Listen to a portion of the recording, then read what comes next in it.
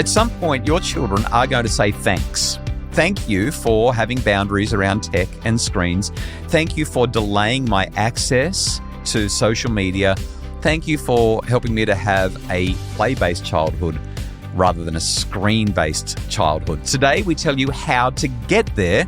Welcome to the Happy Families Podcast. Real parenting solutions every day on Australia's most downloaded parenting podcast. We are Justin and Kylie Coulson. And Kylie, a couple of days ago, I had a great chat with a guy called Charlie Brown. Did his parents do that on purpose, do you think? I asked him, we didn't record that part, but he said it was always Charles, and that's what his parents still call him. But the Peanuts cartoon was around when he was born, and everyone calls him Charlie Brown. Charlie Brown, media commentator, used to be on Channel 9 doing all the tech bits and has guided parents and people through technology issues for a couple of decades on the TV. He's also started a company with a phone called the G-Me phone. That's the letter G and then M-E-E, G-Me. The G-Me phone. Why? Because he wants parents to be in control of what their kids are doing on devices, and he's got this phone. Oh, by the way, you can go to gme.com and use the code HAPPY and get the phone. Instead of $189, he's giving a special discount, $149. Anyway, I had a chat with him the other day, and I thought you and I, ahead of the full podcast interview dropping on Saturday, have got to talk about two things that came up in our conversation. The first was this story about, once again, just how serious bullying can get on Facebook.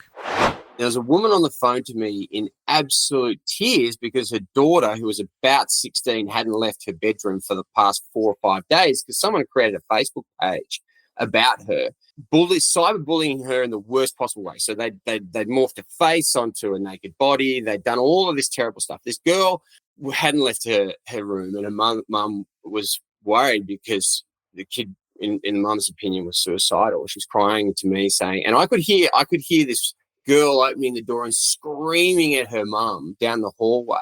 And I'm standing there on the phone to her going, well, what's the problem? I mean, why is the page still up? How long has the page been up? She said, I've been up for 3 or 4 days. They keep flagging it. It doesn't get taken down. It was a Facebook page, mind you.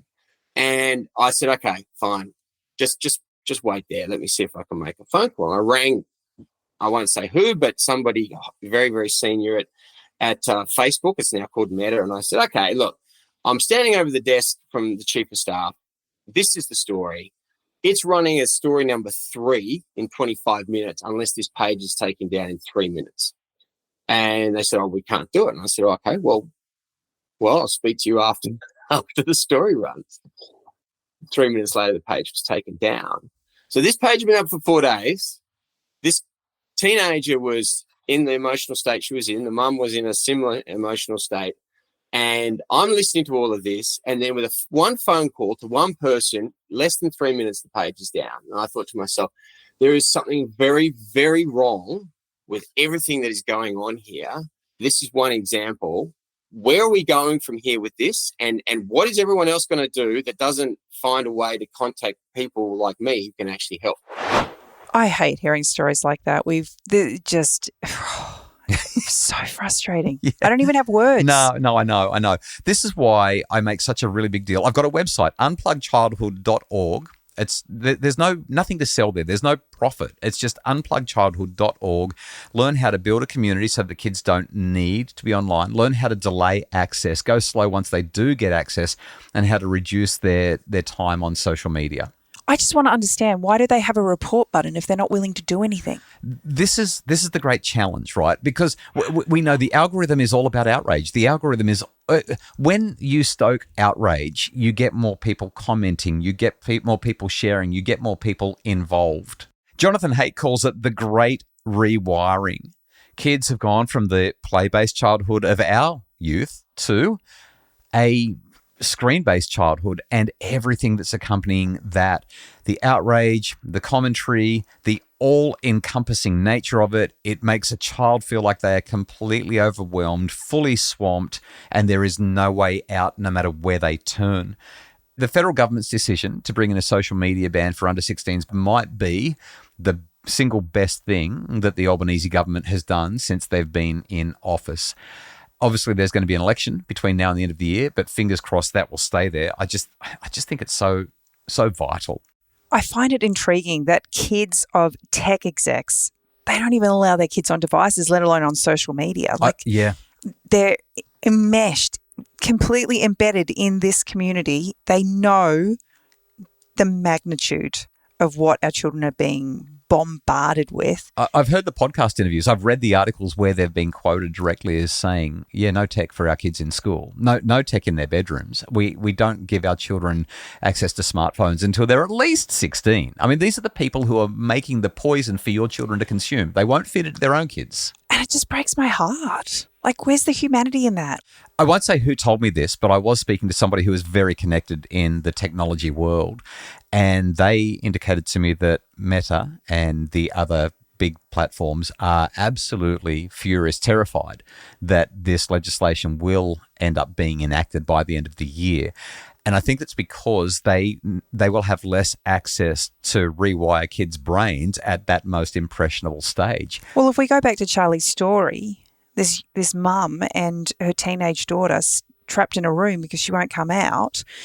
The only reason they won't take that story down is because it's clickbait. Yeah, exactly. It's literally getting traffic. Yep. Millions and millions of views. Captures attention, brings people in. Devastating. I was thinking about it though, Kylie. No one ever has said to me, that weekend, that Saturday afternoon where we all just sat on the couch, didn't talk, but we watched YouTube, or we all played our games, or we all looked at our Instagram reels. That was the best Saturday afternoon ever.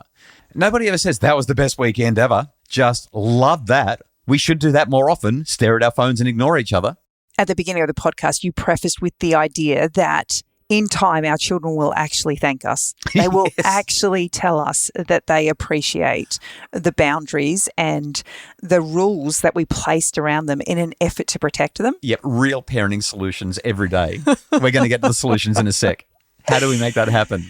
Our eldest daughter, I can't tell you how many times I've heard her talking to her younger sisters when they're having a big whinge about us and telling them that she knows how frustrating it is. She's lived it, but she also recognises now that she's in the position she is, that we're only doing what's necessary to protect them. And on top of that, she now has an almost 2-year-old who she will not let watch the TV. Yeah. The only time she gets to use the phone is if she's FaceTiming Lolly, right, or her other grandma. And it just blows my mind because that kid, holy smokes, she gave us hell when it came to social media and phone usage. Quick context check as well. When you say that the baby, our granddaughter, only gets to use the phone to FaceTime Lolly, for those who have missed the memo, you're Lolly and I'm Pops. Because we like the idea of lollipop because we're sweet. Hey, after the break, more on how Charlie Brown says you can get 16-year-olds to say, hey, thanks, really glad we had tech boundaries.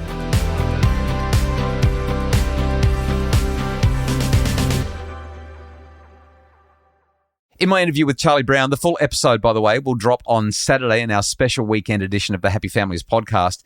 Charlie Brown, of course, the CEO of GMe. GMe is the company behind the GMe Connect Pro. You can get it for $149 instead of $189 using the code HAPPY at gme.com.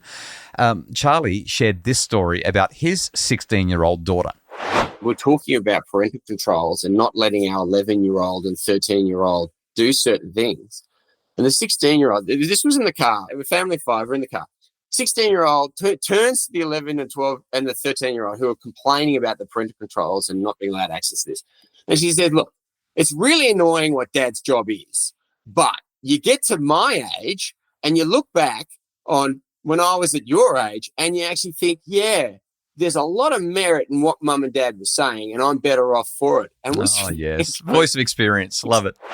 Kylie, I love stories like that. And I'm sure that every parent's saying, but how? How am I supposed to get there? The most important thing that we have done with our children is include them in the decision-making process. Our children want the autonomy to make choices. And as we work with them, we actually have to trust that they have the capacity to recognize and see why we're doing what we're doing. I love the way you've used those words. One of my favorite studies ever is a study by, no one cares, but Landry and colleagues, who were looking at this idea of what they call organismic trust. In other words, do you trust that innately inside your child, they have the desire and the ability to grow in healthy ways towards flourishing?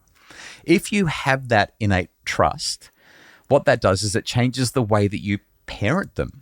Instead of being controlling and feeling like you need to come in with correction and direction constantly to keep them on track, you're able to, I guess, loosen the controls a little bit and work with them rather than do things to them. So what you step into instead is what's known as need supportive parenting.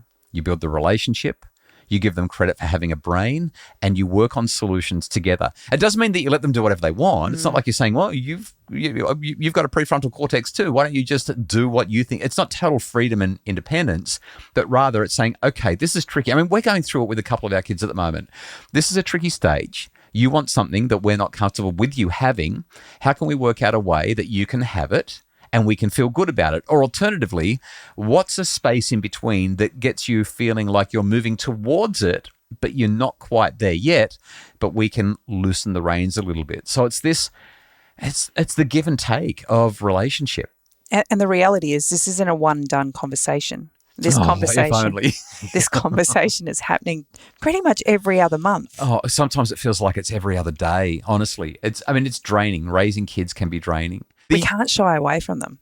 These conversations are so important. Yeah, they are. The full interview drops on Saturday. We'd love for you to listen to what Charlie Brown has to say in detail about the way tech is affecting kids and how we can find ways to guide our children, navigate them through the tech maze successfully and safely.